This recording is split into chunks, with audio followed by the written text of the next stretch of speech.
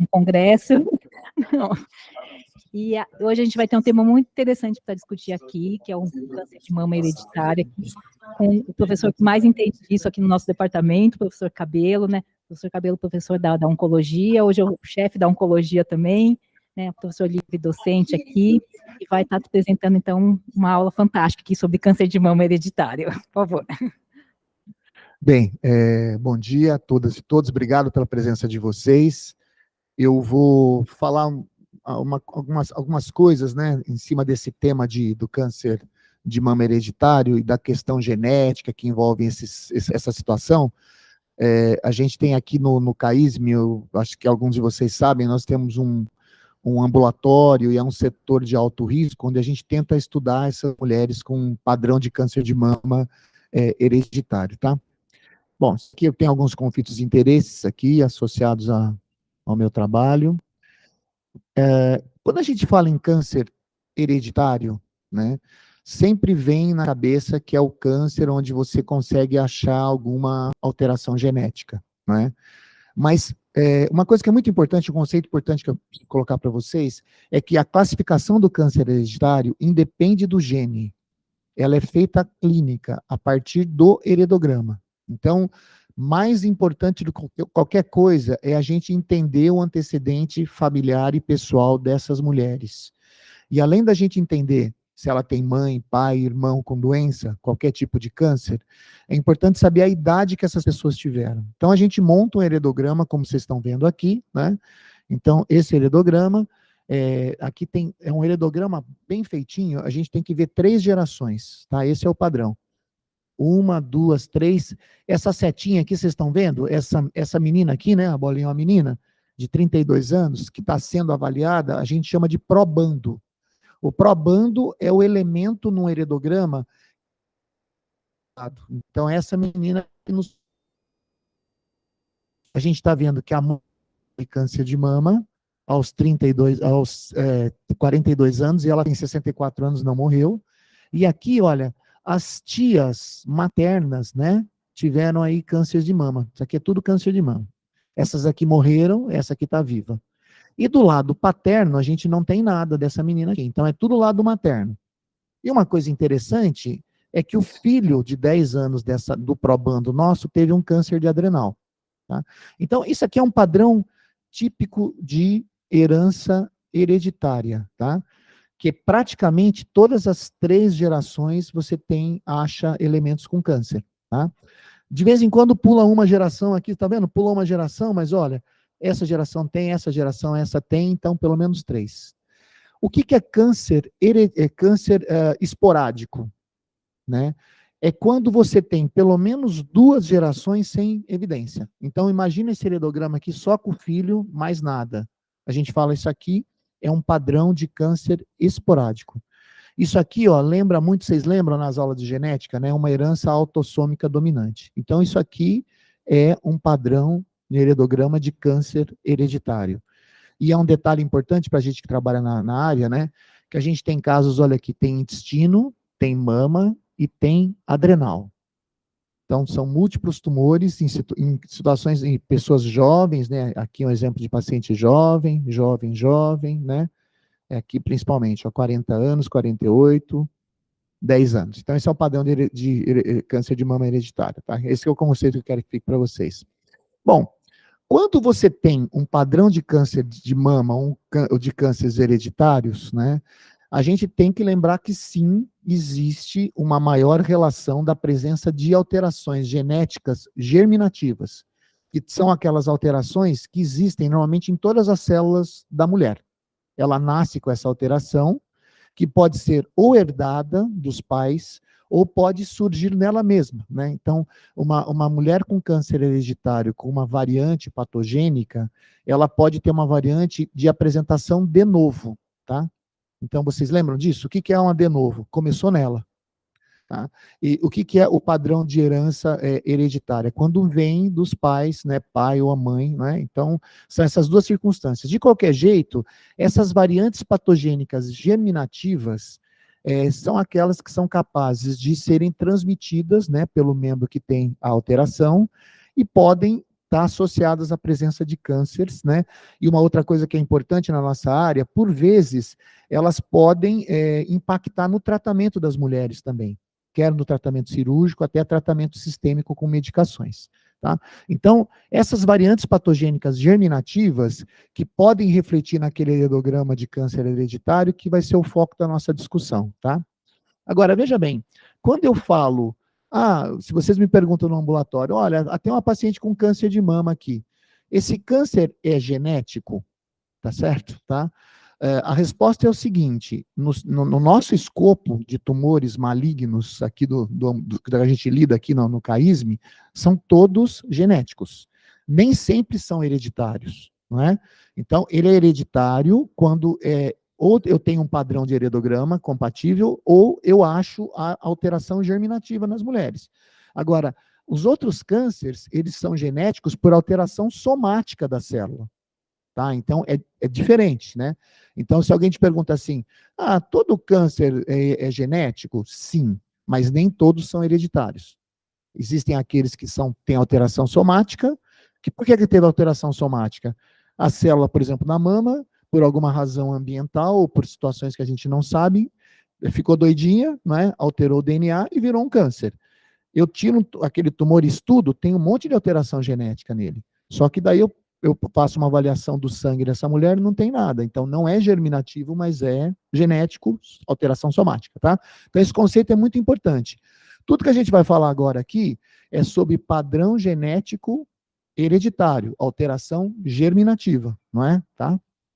Então, olha só, os painéis somáticos, eles são muito utilizados hoje na nossa prática, mas eles servem mais para avaliar o padrão de resposta ao tratamento de drogas, especificamente, né? Então, tem alguns aqui, olha, o Oncotype, Prosigna, Amaprint, Foundation, são alterações que a gente avalia da célula tumoral, e não do sangue, não da saliva das mulheres, tá? Então, é um conceito importante. Bom, quando a gente tem alterações genéticas somáticas ou germinativas, tem uma forma de você classificar essas alterações. Hoje em dia, a gente fala muito mutação, mutação, mutação, né? Esse termo, ele não é correto mais, tá? Então, a partir dessa publicação aqui, que é o Guideline americano de 2015, de classificação das alterações genéticas, a recomendação é que você chame de variantes. Essas variantes, elas podem ser benignas, provavelmente benignas, incertas ou VUS, provavelmente patogênicas ou patogênicas, tá? É que nem a classificação do BIRADS que a gente usa lá na mamografia, né? Vocês sabem disso? Tem lá, né? BIRADS 1, 2, 3, Papa Nicolau antigamente, né, Zeferino? Classe 1, classe 2, classe 3. Agora a gente tem também a classificação americana genética, também é assim, tá? Então, essas variantes aqui, provavelmente patogênicas e patogênicas, é que estão associadas ao câncer com alteração germinativa padrão hereditário. Vocês entenderam? Tá? Então, hoje, quando eu faço um teste genético, vem lá, tal alteração no gene tal, provavelmente patogênica. Ou tal alteração no gene tal, patogênica. Isso a gente considera como positiva, alteração genética germinativa positiva. Isso aqui também serve para alteração somática. Você faz também painel somático com esse tipo de classificação. Daí o que acontece?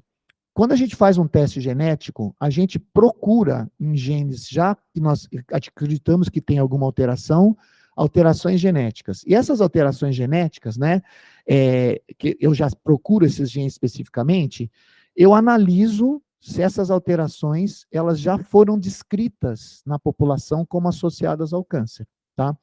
Tem muita alteração, por exemplo, o BRCA1, que é um gene mais estudado que a gente tem, foi descrito em 1990, você tem uma alteração lá na ordem genética daquele gene.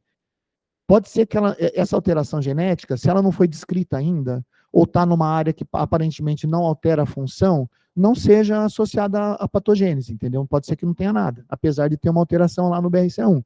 A gente não tem certeza se todas as alterações elas estão associadas à doença. Quando é que a gente considera que ela é patogênica ou provavelmente patogênica? Ou quando já foram descritas anteriormente em famílias, onde você tem vários casos de câncer na família, tá certo?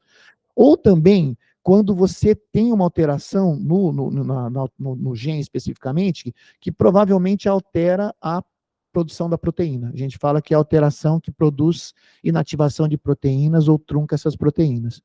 Tudo isso aqui está descrito em bancos de dados, tá?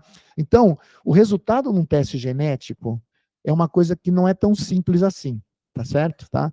Então, você tem essa classificação, ela é feita pelos laboratórios especializados, levando em conta a alteração da população já descrita nesses bancos, possibilidade de truncar a proteína, tudo isso baseado, inclusive, até no computador, que estima para a gente, como se fosse uma inteligência artificial, se tem esse risco ou não.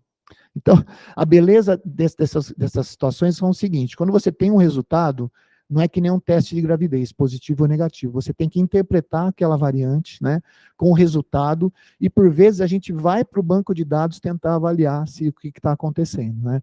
É interessante, às vezes a gente vai viajando nesses casos, e você vê situações onde alterações a princípio não foram associadas à doença, e daqui a um certo tempo, há 2 ou 3 anos, os bancos já começam a incorporar aquilo como alterados e provavelmente associados à doença, tá? Vocês entenderam? Bom, eu estou tentando responder quais são os genes que são importantes para a gente, né? Isso aqui é um trabalho, o maior trabalho americano, foi um grande corte transversal, 65 mil mulheres que fizeram uma avaliação genética, né, dos genes mais associados ao câncer de mama, né? E daí, em cima dessa avaliação, eles descobriram esses 12 genes como genes altamente associados ao câncer de mama, tá? Então, por exemplo, ó, vocês estão vendo aqui ó, o BRCA1 aqui, nesse estudo, esse aqui foi um grande estudo americano-europeu, tá? Que é de Hart e colaboradores, publicado no New England em 2021. Então, olha só, eles fizeram uma avaliação de caso controle e aqui foi feita uma avaliação de risco relativo. Então, por exemplo, aqui ó, no BRCA1, nessa análise, quem tinha variante patogênica ou provavelmente patogênica em BRCA1 tinha quase 8 vezes mais chance de ter câncer de mama do que a população que não tinha essa variante, tá? Então é assim que a gente entende. E aqui está a lista dos genes que estão mais associados. Por exemplo, o ATM, que é um gene que a gente considera como moderada penetrância, ele tem só 2 vezes mais, tá? Só 2 vezes mais, perdão, 2 vezes mais a associação do que os outros genes. Tá aqui, ó, por exemplo, o ATM aqui que está aqui, tá certo? 1,8, né? Um PALB2 chega a 4 vezes. Então, é uma sopa de letrinhas de genes pré-concebidos que, quando interpretados numa alteração da base, eles podem ser considerados como patogênicos e associados ao risco, aqui no caso, especificamente do câncer de mama, né? Tá? Bom, esse outro autor aqui, Steve Narrett, isso aqui é um dos caras maiores oncogeneticistas do mundo, ele é lá da Universidade de Toronto, do Canadá, ele determinou que são 11 genes, que são os mais importantes, né? Então, existe um pouco de conflito em relação aos grandes serviços, mas aqui, nesses 11 genes, que são os mais importantes, que ele está listando, vocês estão vendo que bate um pouquinho com aquilo que o Hart apresentou, né, anteriormente. Olha lá, ele viu 12, estão praticamente todos aqui. Bom, e no Brasil, né? E no Brasil? Então, eu apresentei 2 fontes para vocês aí, uma americana, outra canadense, são estudos mundiais. E no Brasil, como é que é isso, tá?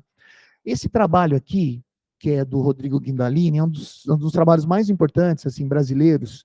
É um grande corte transversal, onde ele viu aqui mais de 1.000 casos de câncer e 18 mil casos de não câncer. Foi uma análise em cima de um laboratório privado no Brasil, tá? Então, não é saúde pública.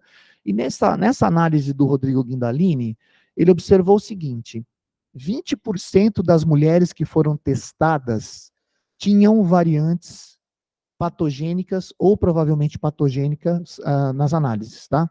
Então, em cima de um painel pré-concebido de genes que poderiam estar associados, tá? Ele achou 20% de alterações. E nesse grupo de alterações, os genes mais frequentes foram BRCA1 e BRCA2, que são os genes que a princípio foram descritos na população judaica, Askenazi, e é uma coisa bastante interessante, né?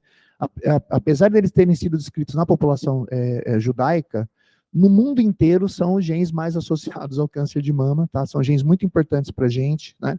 O BRCA1 e o BRCA2, são quase 50% dos casos são esses dois. Isso aqui no Brasil, dados brasileiros. O terceiro gene mais importante é o TP53, que é o gene associado à síndrome de Li-Fraumeni. Esse gene é muito interessante, porque o Brasil, esse comportamento da presença, da frequência desse gene no Brasil é inédito no mundo. O Brasil é o país onde se tem mais P53 no mundo, porque a gente tem uma mutação fundadora que nasceu aqui no Brasil, tá? Que é essa mutação aqui,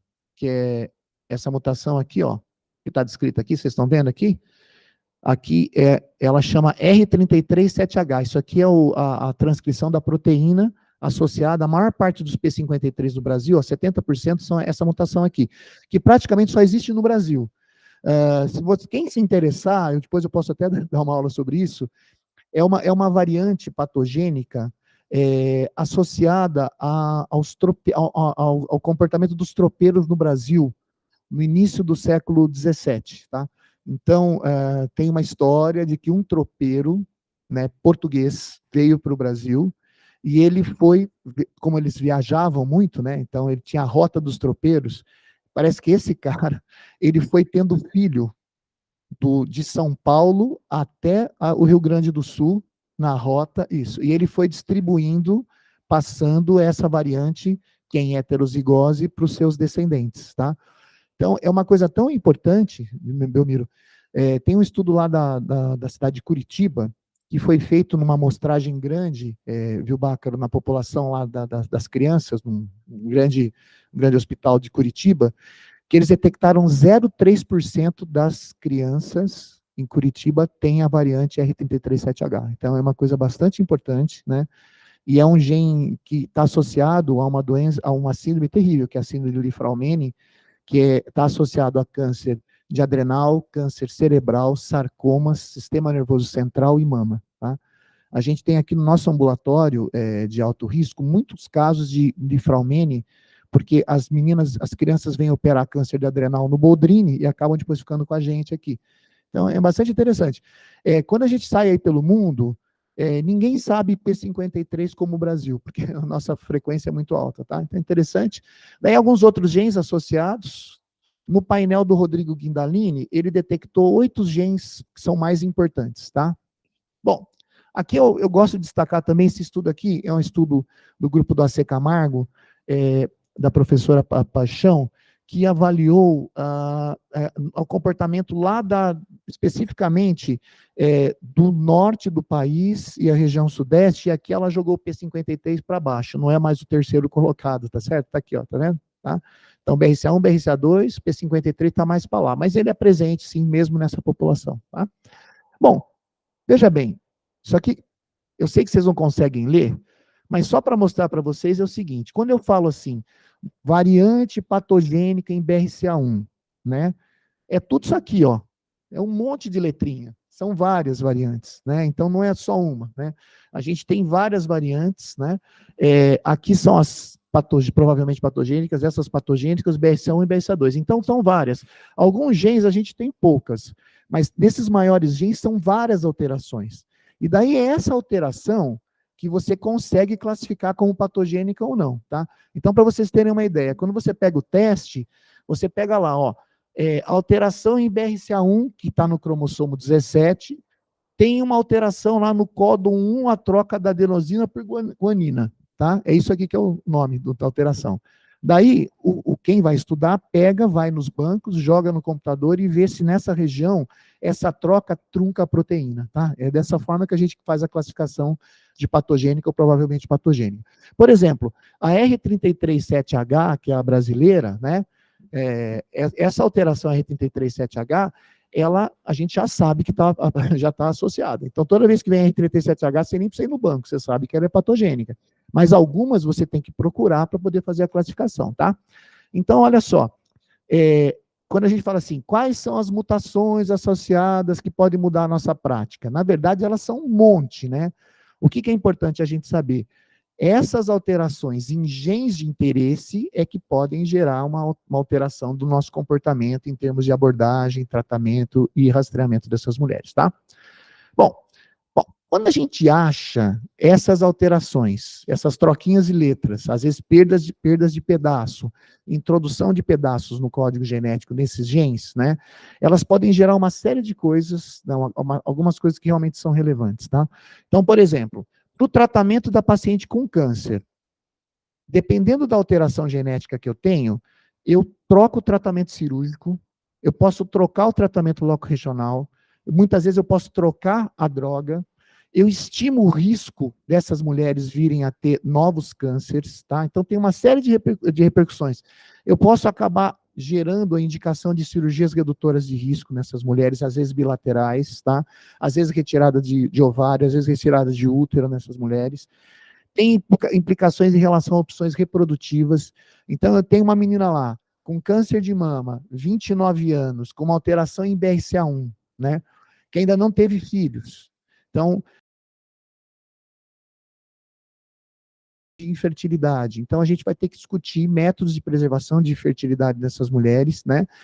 A possibilidade, às vezes, de coleta de oócitos, e daí, no futuro, até a possibilidade de você pensar em fazer seleção de embriões até, né? Levando-se em conta que a maior parte dessas síndromes, elas são em heterozigose, é só metade dos cromossomos, né, que tem alteração, e você consegue sim selecionar as situações onde o embrião não recebe a herança do gene, tá? Fora o impacto psicossocial. Agora, para os membros saudáveis, é formidável, né?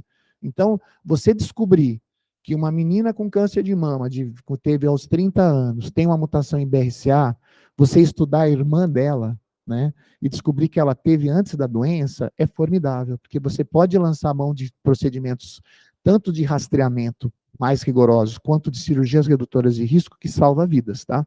Então, essa testagem, ela é muito importante, a gente conhecer esses genes e saber o que essa troca de letrinhas geram é de fundamental importância e impactam, sim, em dados de mortalidade, além de diminuição de recidiva dessas mulheres e tudo mais, tá?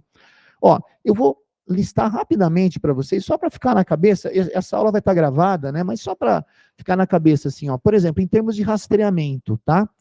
Pacientes que têm algumas desses genes aqui que vocês estão vendo na lista, eles devem fazer rastreamento com ressonância mais mamografia. Faz parte do guideline, e às vezes a gente deveria fazer ressonância entre 25 a 30, começar aos 25, em alguns casos aos 20 anos, nos casos de Lifraumene, tá? Ou a partir dos 30 anos, dependendo do gene, né, que está alterado, dessas letrinhas que vocês estão vendo aqui. Paciente com variante em P53, aquela lá do Lifraumene que eu falei para vocês, a recomendação é começar a fazer ressonância de corpo inteiro. Como essas crianças, às vezes, têm tumor de adrenal na infância, tá? A recomendação clássica nesses casos é começar a fazer ressonância com 1 ano de idade, de corpo inteiro, tá certo? Tá? Lá no serviço de Toronto, no Canadá, eles têm alguns dispositivos de corpo inteiro que a mãe entra com a criança no colo, no aparelho de ressonância, para poder fazer o rastreamento nessas crianças, tá? Então, para vocês verem a importância, né, da gente avaliar isso. Em relação a alguns genes associados a câncer de ovário, né, a gente sabe que não funciona bem, né, Zeferino, fazer ultrassom transvaginal CA125, mas num período intervalar, até você discutir a retirada desses ovários, dessas mulheres, preventivamente, você pode lançar a mão desse tipo de rastreamento, tá?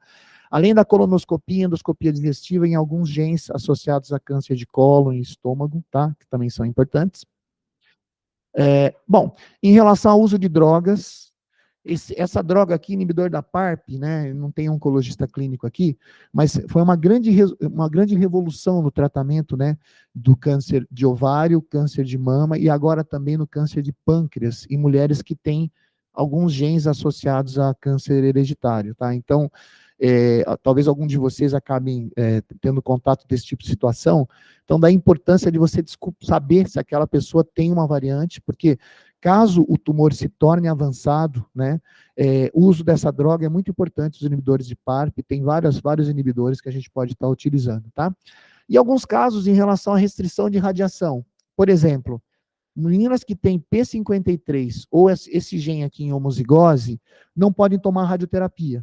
Então, olha só, uma menina 30 anos, um câncer de mama de 5 milímetros, onde eu posso fazer um quadrante com radioterapia, eu não posso fazer a radioterapia, então eu tenho que fazer uma mastectomia, porque a radioterapia aumenta a chance de sarcoma nessa população de P53, tá?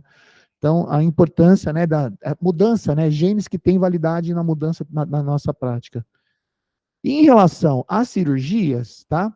Isso aqui é uma lista de mudanças cirúrgicas, terapêuticas ou redutoras de risco, de acordo com as variantes que eu estou vendo aqui, tá?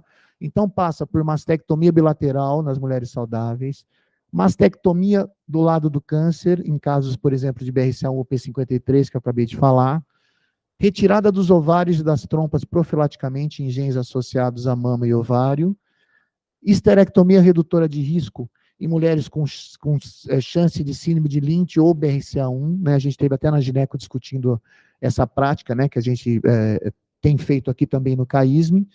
Gastrectomia redutora de risco, o que é isso? Tirar o estômago de uma menina, com esse gene aqui, ó, CDH1, é um gene terrível, é um gene que está associado a carcinoma lobular invasor na mama, é o gene que a gente fala da ecaderina, que é uma proteína que, quando ela não está ativa, a mutação no gene da ecaderina gera tumores de mama e de estômago extremamente agressivos, né?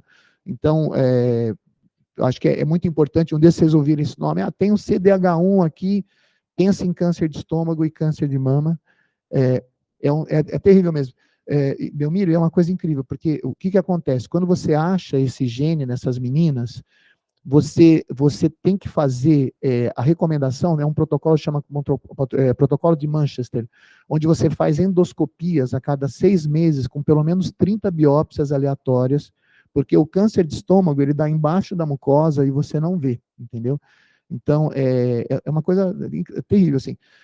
O pessoal da gastro aqui tem muito casos de câncer de estômago em jovens, e que são CDH1, e que depois passam pelo estômago, tem câncer de mama, que é um gene de alta penetrância para a mama também, tá? Além das mastectomias do outro lado, em mulheres que têm de um lado, e tem esses genes também, tá? Então, vocês estão vendo, né, a importância da gente conhecer, né, essas alterações, assim, tá? Daí, Belmiro. Então, boa.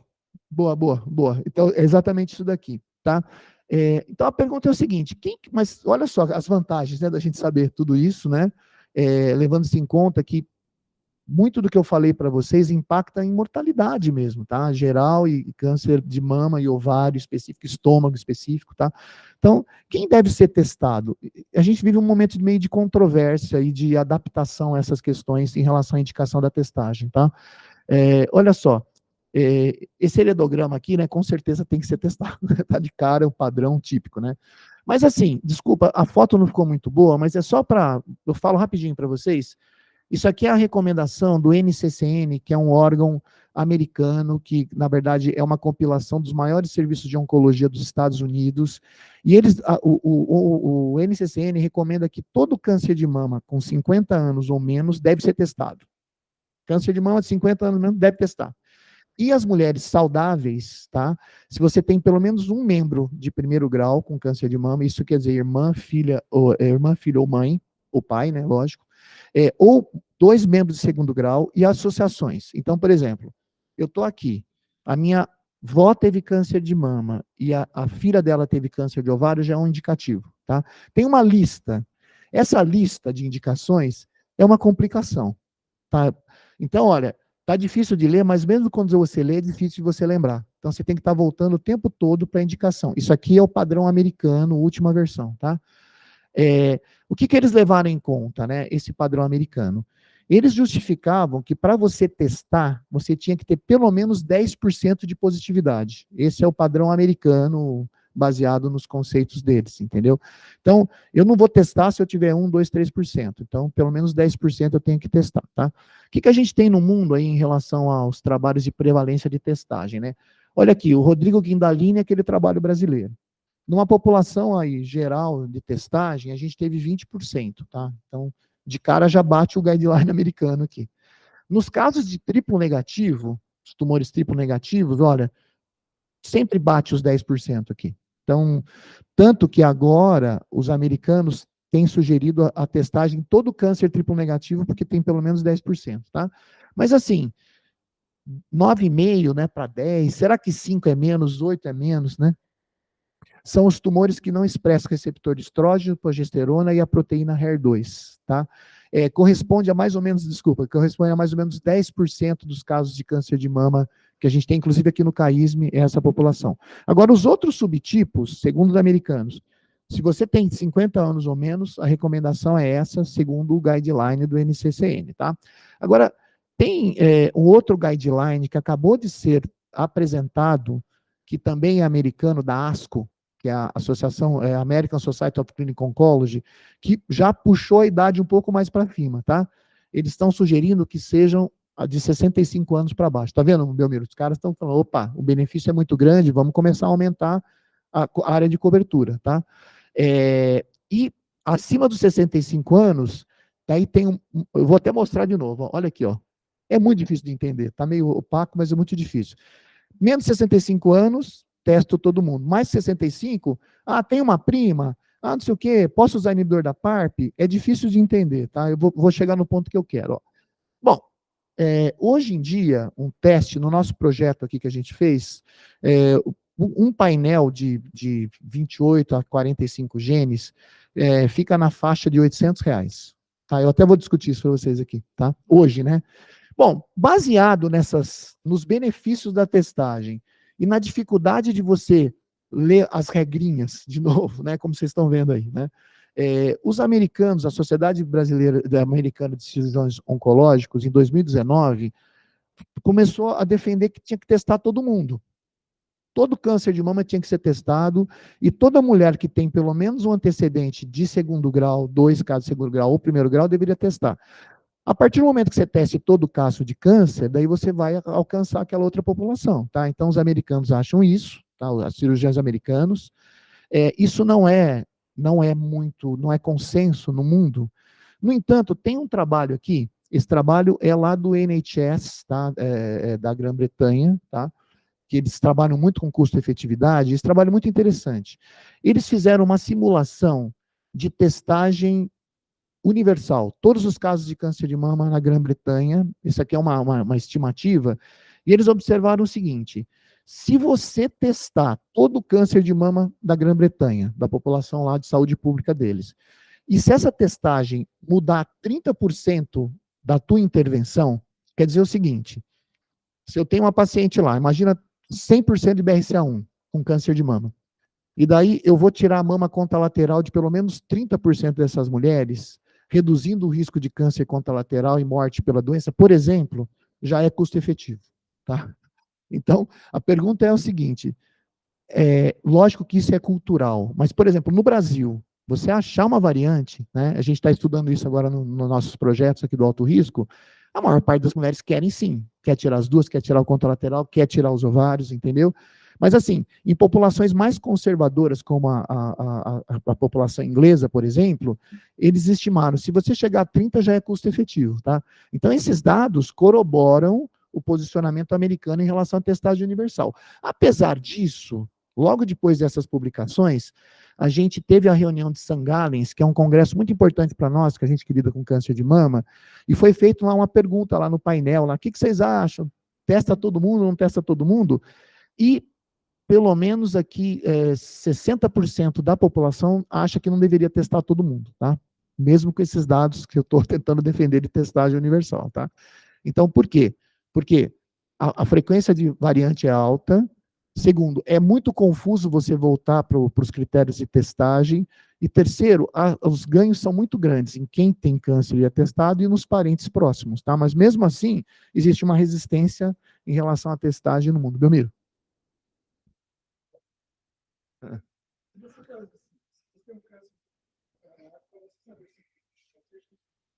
Não, o triplo negativo, a classificação é imunistoquímica, é no tumor. No tumor. Então, por exemplo, os triplo negativos, você viu, a frequência de germinativa é alta, né? É alta as frequências de germinativa. Isso, daí faz o marcador, isso mesmo. Agora, veja bem, o que a gente acha, né? Independente de ser triplo negativo ou de não ser, né? a gente recomenda que eu defendo testagem universal baseado nessas questões todas. Eu vou acabar a discussão rapidinho, só para sustentar essa discussão. Bom, o SUS não paga testagem genética para ninguém. A gente não faz parte do rol do SUS, tenha 20 anos, tenha 15 anos, seja triplo negativo, não tem cobertura do SUS, né? A gente acaba fazendo através de projetos e tudo mais, então não tem. Na saúde suplementar, tem. Tá? Só que a saúde suplementar brasileira, que na verdade isso aqui é a lei dos planos de saúde, né, gente, que correspondem a mais ou menos no estado de São Paulo, 28%, 29% da cobertura do estado de São Paulo, acho que no Brasil 20 e poucos por cento, tá? O que a gente tem aqui do SUS, da rede suplementar? Câncer de mama abaixo dos 35 anos, 35 ou menos. Essa a cobertura da saúde suplementar. E algumas associações, por exemplo, o triplo negativo, eles têm sugerido abaixo de 60 anos, diferente do resto do mundo, né? E algumas associações também de testagem em relação ao antecedente familiar, que tudo é muito difícil. Toda vez que você tem um monte de regrinha assim, é muito difícil você indicar. Então, assim, se você tem mais que 35, você tem que ter 2 membros de primeiro grau, entendeu? Então, por exemplo, uma menina de 36 anos, se ela for lá naturalmente, ela não consegue ser testada, apesar de ser um absurdo, né? A chance de ser uma variante é muito grande. Mas é isso. Passar para vocês a dificuldade que você tem de chegar nessas testagens, tá? Bom, eu fiz. Isso aqui é uma simulação que eu fiz para tentar sustentar. Por que não fazer uma cobertura de testagem universal no Brasil, sendo que a gente faz outras coberturas, né? Eu vou ameaçar fazer esse tipo de discussão junto com o Zeferino, que está aqui, que é um expert em visão de rastreamento e saúde pública. Zeferino, eu fiz aqui uma opinião pessoal, tá, gente? Tá? Então, olha só, eu fiz uma comparação do custo do rastreamento mamográfico brasileiro versus a testagem universal no Brasil, tá? Então, é uma estimativa, isso aqui não está publicado, então é uma estimativa. Então, olha, no ano de 2009, a cobertura, vocês sabem, no Brasil do Ministério da Saúde é dos 50 a 69 anos, né, a cada 2 anos. Essa é a cobertura de mamografia. Então, eu fiz eu avaliei lá nos dados do DataSUS a população-alvo, né, e que foi testada naquele período lá do ano, que foi cerca de 2,5 milhões de mulheres nessa faixa etária que foram testadas, tá? Se eu levar em conta o custo do SUS da mamografia, né, as 4 incidências, eu teria R$ 45,00. Na saúde suplementar, são R$ 100,00, mais ou menos, tá? No teste genético, Belmiro, que nós fizemos aqui no nosso projeto, a gente pediu por R$ 1.000, saiu um pouco mais barato, mas a ideia era R$ 1.000 só para fazer um cálculo, tá? Então, olha, se eu fosse avaliar todo mundo, seriam aqui 113 milhões, né? Da mamografia do SUS, 252 milhões de saúde suplementar, e 73 milhões do projeto CAISME, se eu fosse avaliar a população de câncer de mama, né, que correspondem a lá 73 mil casos novos naquele ano, tá? Então, vocês estão seguindo? Bom, taxa de detecção da mamografia, 0,66 por mil, taxa de detecção do teste genético, 5 a 20%, que é o que a gente mostrou nos dados lá, que eu mostrei para vocês na população. Impacto na mortalidade da mamografia, rastreamento mamográfico, é mais ou menos isso, né? 0,78, chega a 25 a 30% de impacto. Impacto na mortalidade de cirurgias redutoras de risco em mulheres saudáveis, alteração de ovário, chega a 80% de impacto no hazard ratio, entendeu? Então, veja bem, impacta mais na mortalidade por câncer de mama e ovário, rastreamento universal com testagem, do que a mamografia na população de 50 a 69 anos, tá? Então, se o argumento é que não é custo efetivo, é lógico que tem outras coisas que precisam ser levadas em termos de custo efetividade. Mas, de cara, olhando meio por cima, não acho que é mais caro você evitar que a mulher morra de câncer de mama, tirando as duas, ou fazendo a contralateral, ou tirando os ovários, nessa população que você vai gastar para detectar, entendeu? Na minha opinião. E uma outra coisa é o seguinte, se eu for levar em conta os falsos positivos, né, e os recalls, que, por exemplo, você faz a mamografia BIRADS 4, 25% é positivo, 75% é negativo, é um falso positivo da mamografia. E eu vou biopsiar e vai ter custo para biópsia, vai ter custo para trazer a paciente, isso aqui não está computado. Ou seja, o gasto vai ser muito maior, né? E em relação aqui, lógico, eu vou ter o gasto adicional das cirurgias redutoras de risco, mas que são muito custo-efetivas naqueles dados, inclusive, que eu mostrei para vocês do NHS, tá? A gente não tem dados brasileiros em relação à custo-efetividade desses procedimentos redutores de risco. Mas, assim, de cara, a gente fica com uma sensação de que é bem provável que seja custo-efetivo, tá? Tá certo? Mas é lógico, esses procedimentos redutores de risco têm que ser feitos em centros que tenham uma visão multidisciplinar, onde a gente realmente escute as mulheres, né, para que você possa fazer a melhor forma de procedimentos possíveis, né, tá? Bom, então, olha, concluindo, tá, eu fiz a lista daqueles genes, baseado naqueles critérios, que na minha lista foram 19 genes, tá? Não é nem o 12 do americano, nem os 11 dos canadenses, tá? Na nossa população seriam 19, que estão listados aqui, todas baseadas em relação à penetrância dos genes, tá? E eu defendo a testagem universal, baseado nesses questionamentos que eu coloquei para vocês, nessas reflexões, tá? E testar pessoas saudáveis que tenham risco. A partir do momento que eu testo mais gente, eu vou ter mais possibilidade de testar esses membros saudáveis, tá? Então, isso é muito importante, ficar esse conceito de que, e logicamente, né, fazer testagem não é você pedir um teste de sangue. Você tem que conversar com as mulheres. Existe um procedimento que a gente chama aconselhamento genético, onde eu chamo, explico o que é o gene, apresento para as mulheres as repercussões de você detectar uma alteração. Então, você faz uma testagem genética numa pessoa que não está preparada, ela descobre que tem um gene que possa causar um monte de câncer nela e nos filhos, a pessoa fica assim, alterada, entendeu? Isso já aconteceu, já vi acontecer algumas vezes. Então, é importante que a gente entenda a doença, o risco, explique, e daí faça avaliação pré-teste, teste e depois avaliação pós-teste. Isso chama-se aconselhamento genético. Avaliação pré-teste, teste e depois o pós-teste, né? No pós-teste eu vou explicar o que vai acontecer e o impacto para os membros da família, que passam a ser bastante relevantes, tá? Bom, agora veja bem, eu tenho mais 2 slides aqui para mostrar para vocês. Aquele caso que eu mostrei um monte de vezes para vocês é um caso do nosso ambulatório de alto risco, tá? Aquele heredograma aqui, olha, essa aqui é a probando que nos procurou, tá?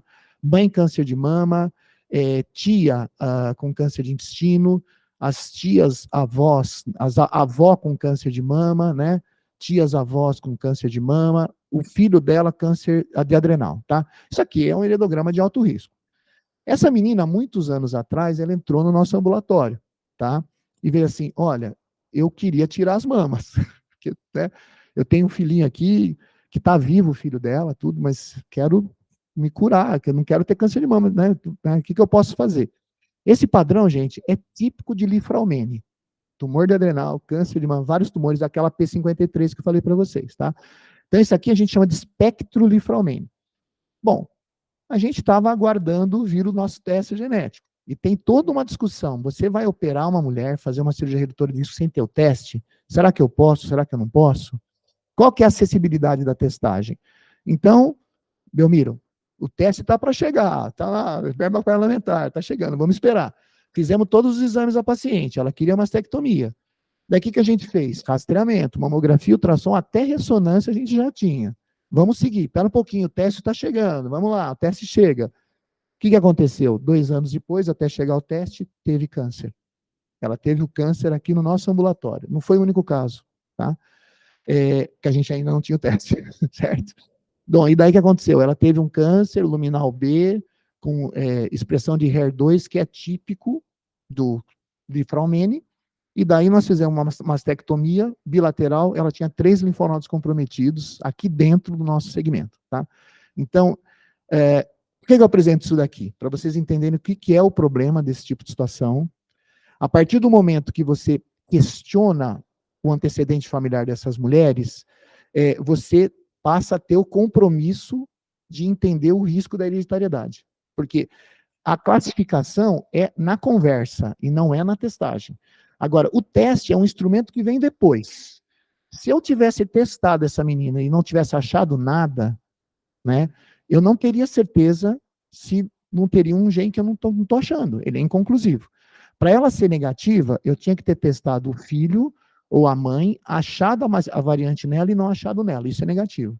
Mas em outra circunstância, ou na impossibilidade de você testar, a gente muitas vezes tem que sim indicar a cirurgia sem ter o teste.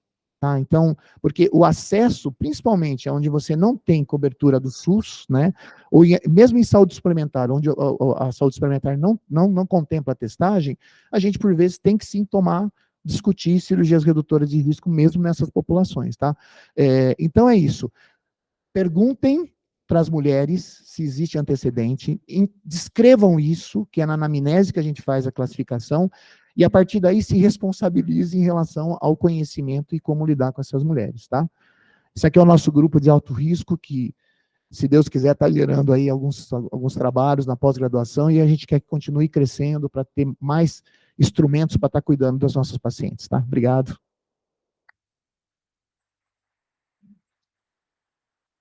Dani. Obrigado, Cabelo, pela sua apresentação. Vou abrir para perguntas, professor Belmiro.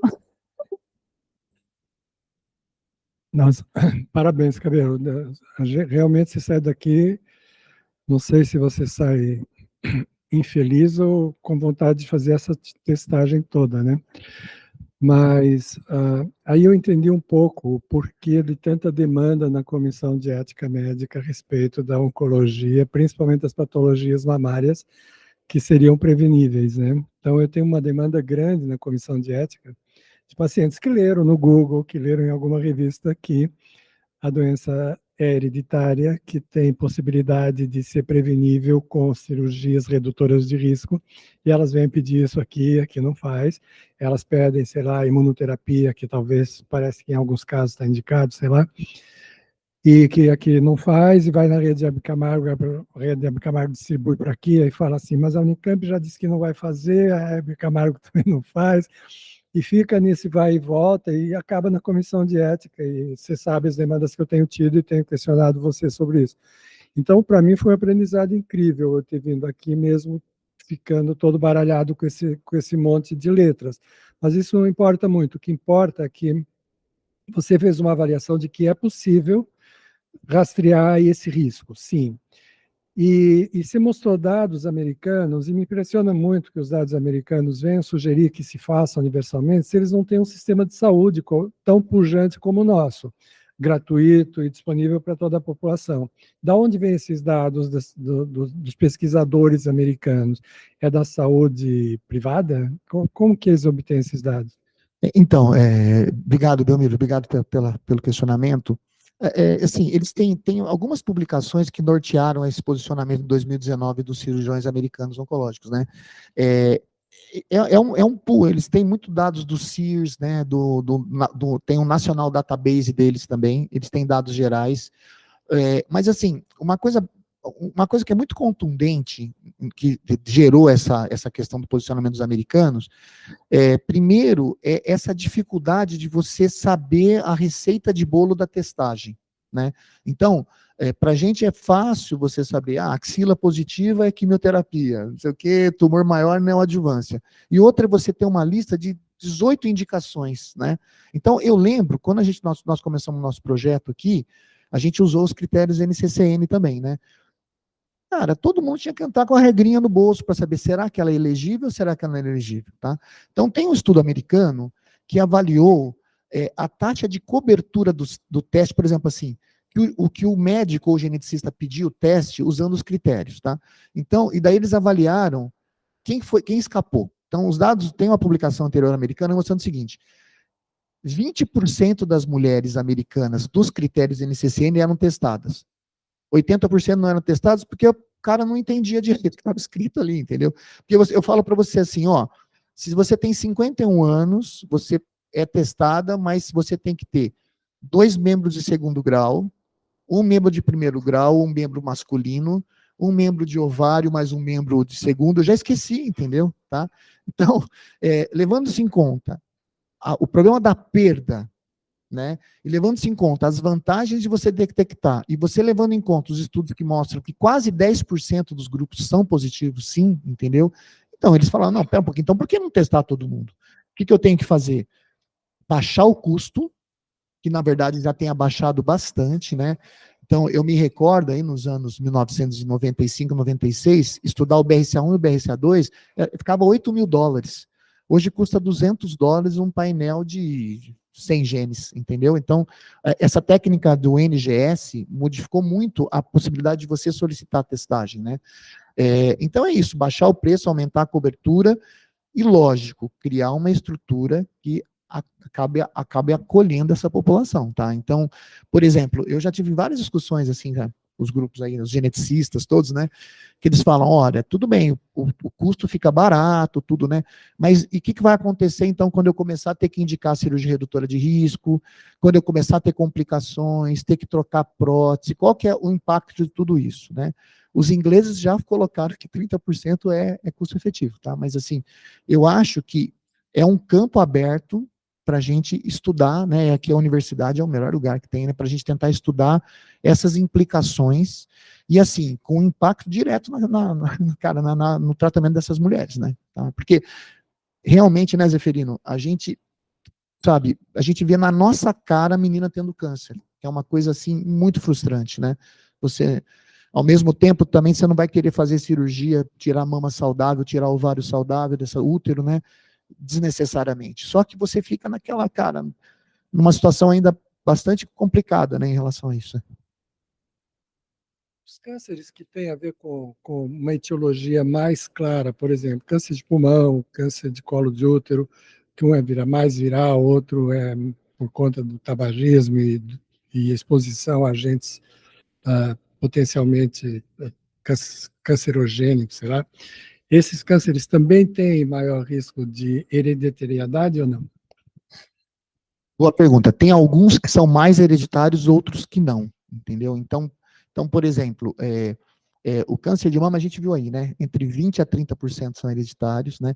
Câncer de colo de útero quase que nunca, né, Zeferino? Tá? Então, existem alguns tumores que têm maior padrão de hereditariedade. Mas, por exemplo, você pode ter associações. Por exemplo, Lifraumene pode ter câncer de pulmão também, entendeu? Lifraumene, P53, pode ter câncer medular de tireoide. Então, existem algumas associações.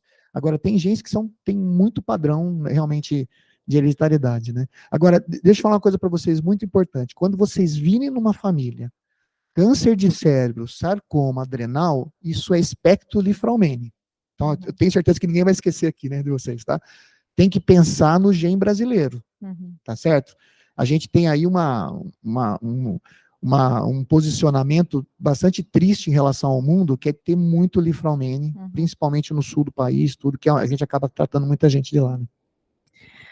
Cabelo, primeiro agradecer, né, a sua aula brilhante, é muito bom estar te ouvindo e aprendendo mais, né, e na verdade a gente fica provocado, né, por essa aula, esse tema, e me surgiram três dúvidas de uma forma, assim, diferentes, né, a primeira é no meio privado, né, então assim, vamos testar todo mundo, então vem uma paciente lá, vou fazer uma consulta ginecológica de rotina, o que é recomendado? Aí eu entendo que a saúde suplementar deve ter critérios para pedir, né? Mas primeiro, se você recomenda fazer uma testagem de rotina na consulta ginecológica, estou falando de saúde privada, é a primeira pergunta, saúde privada.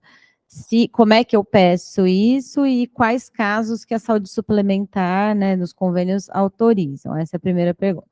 Segunda, né, a gente fazendo um rastreamento, né, a gente hoje vê, na verdade é quase um desabafo, né, a gente vê filas de pacientes com neoplasias e não tem sala e não tem pernas para poder estar fazendo a cirurgia de câncer, né? Como ficaria esse rastreamento, né? Porque uma coisa é você fazer o rastreamento de colo de útero, né? São coisas talvez até mais fáceis do que as cirurgias e os acompanhamentos das cirurgias preventivas quando você faz um rastreamento universal do gene. Então, essa é a segunda pergunta. E a terceira, com relação, assim, quando você detecta esse gene alterado, né, e de repente até faz uma cirurgia preventiva e tudo, como fica a questão? Você já faz a cirurgia de mama e de ovário? Como é que fica a questão da anticoncepção, né? E assim, eu acho que a nossa população talvez não esteja médica, não esteja tão educada com esse sentido, né? Eu lembro que eu passei visita no Hospital Estadual Sumaré e falei assim, não posso usar nenhum método hormonal porque minha mãe teve câncer de mama. Mas certamente não teve uma testagem, né? E a pessoa às vezes acaba se expondo até à gravidez de repetição por, né? Então, como que fica essa questão? Se já é feito um tratamento de mama e ovário, ou faz de mama e você desaconselha qualquer método hormonal do ponto de vista contraceptivo, a gravidez, a amamentação, como é que fica quando você identifica essa alteração genética? Obrigada. Obrigado, Gil. Olha, em relação à população assim de saúde suplementar, né, o que eu acho é o seguinte, eu defendo que todo câncer de mama, eu sou um dos críticos, eu sigo muito a linha dos cirurgiões americanos, eu acho assim, não é por entreguismo, não, mas eu acho que todo câncer deveria ser testado com painel, ponto, todo câncer, tá? E deve ser painel, porque às vezes você tem aí concentrações, casamentos, você não sabe direito o histórico de um lado ou de outro, acho que tem que fazer um painel, um padrão, que a gente tem aí de pelo menos 48 genes, eu sugiro pelo menos 19 na minha aula, né? Agora, mulheres que não têm, cara, eu sou saudável, eu estou no consultório do ginecologista, tá? Então, se ela não tem história familiar, a única indicação de testagem é se ela não conhece a família. Então, esse é um critério importante. Então, por exemplo, inclusive, é interessante que na saúde suplementar, a ANS contempla isso. Você pode testar, então, por exemplo, uma mulher que é adotada, ela desconhece, né, ou pelo menos um dos lados, né, o pai ou a mãe, é uma das indicações de testagem. Essa é a única indicação em mulheres saudáveis sem antecedente.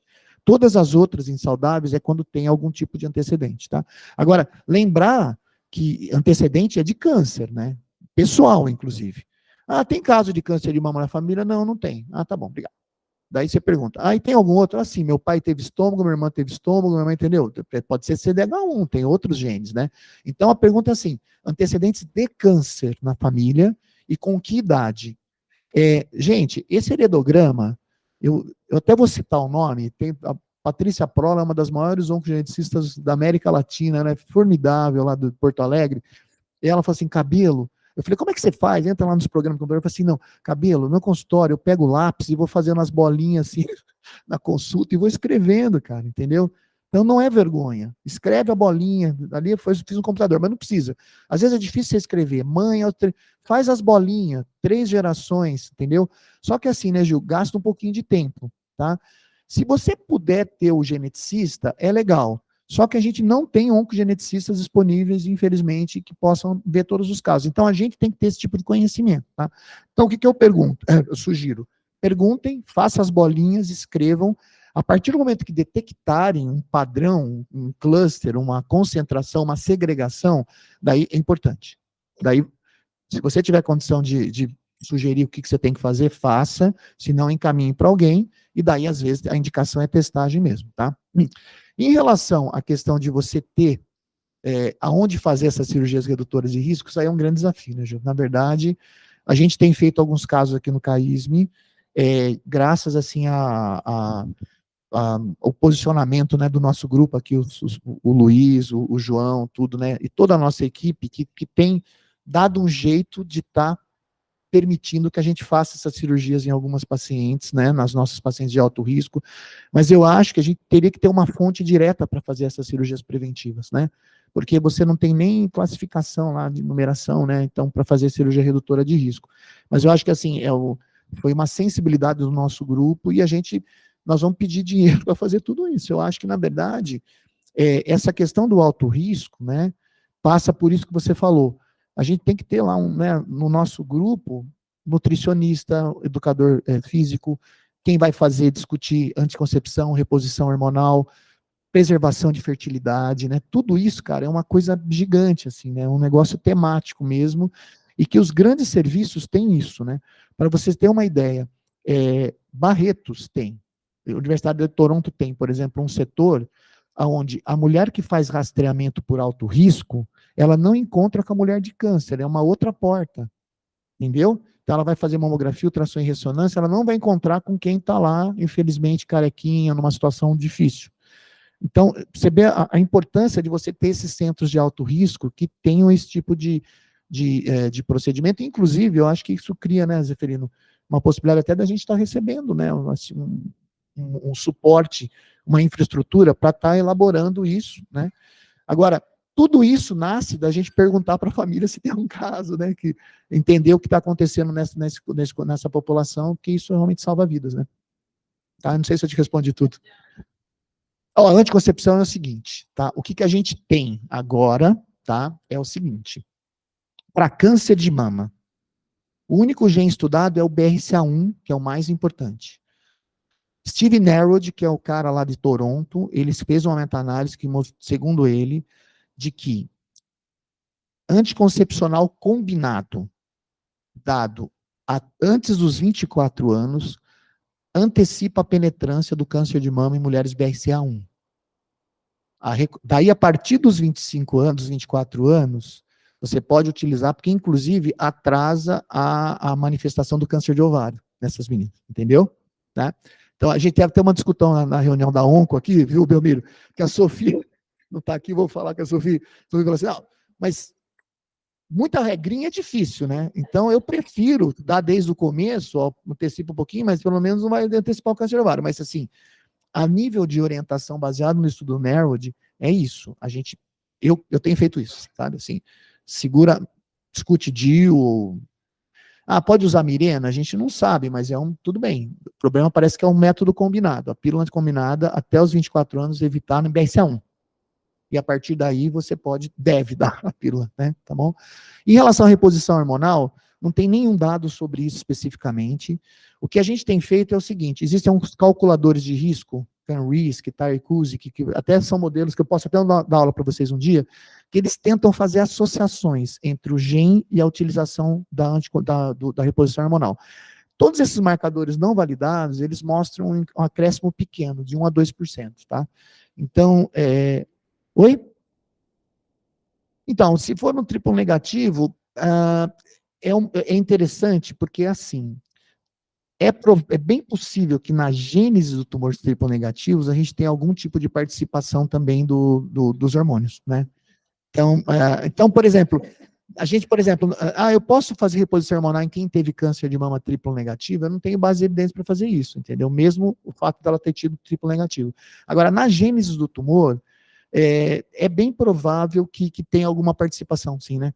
Por exemplo, homem que tem câncer de mama, homem que tem mutação em BRCA1. Então, por exemplo, uma mulher que tem mutação em BRCA1, que tem um caso de primeiro grau com câncer de mama. Qual que é a chance dela vir ter um câncer de mama? Assim, grosseiro. 85% de chance. Do nascimento até os seus 80 anos. Um homem com mutação em BRCA1, qual a chance dele ter um câncer de mama? 13%. Por quê? É bem provável que exista alguma participação hormonal nisso, entendeu? Tá? Mas o homem é bem diferente da mulher, né? Em relação a uma série de coisas. Mas, assim, em relação ao padrão hormonal, é bastante interessante. O nível de exposição estrogênica e de progesterona no homem é muito menor, tá? E os homens com mutação em BRCA1 tem mais tumor luminal e não tanto triplo negativo. Interessante, né? Então, mas questionamentos assim.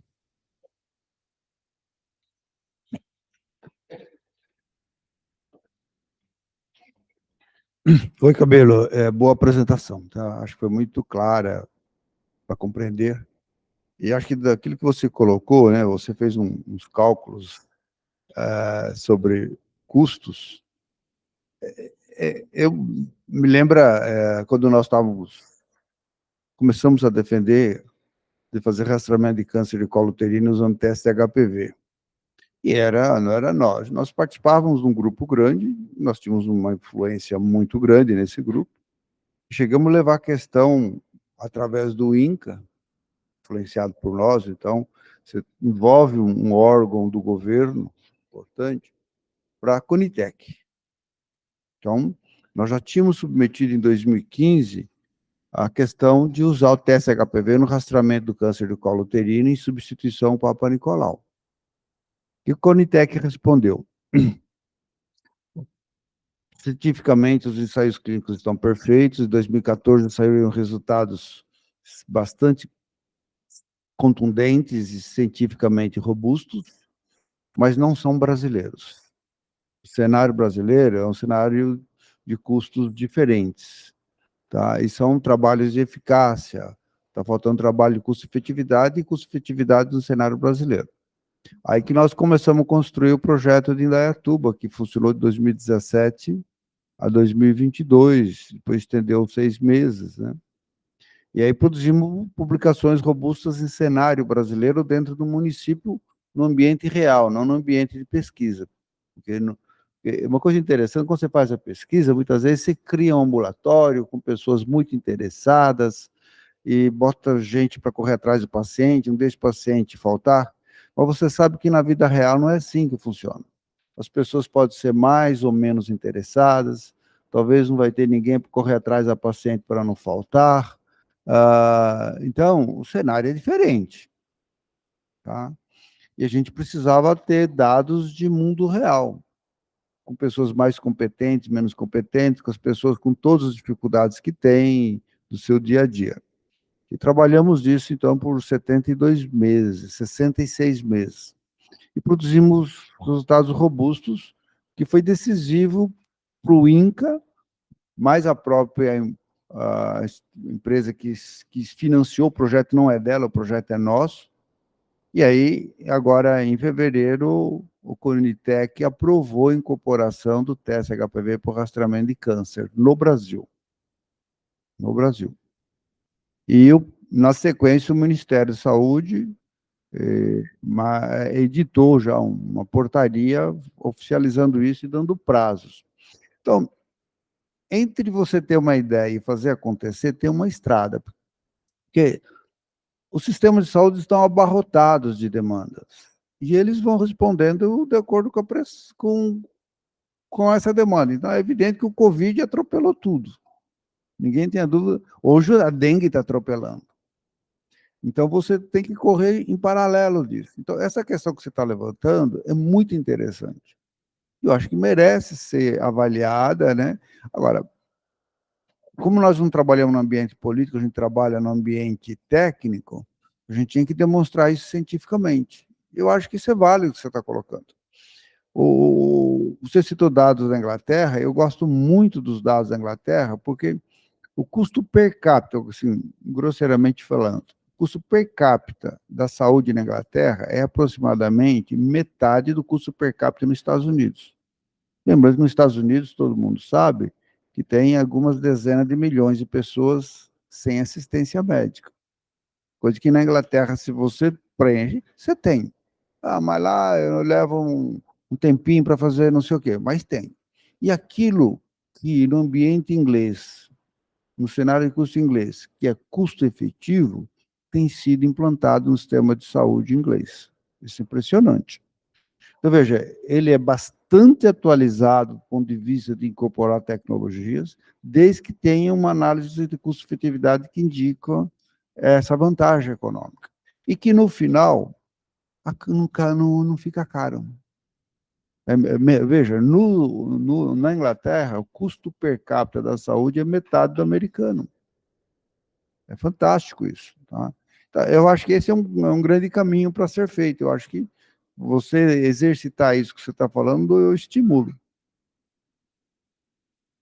A gente pretende aí estar apresentando os primeiros dados aí, né?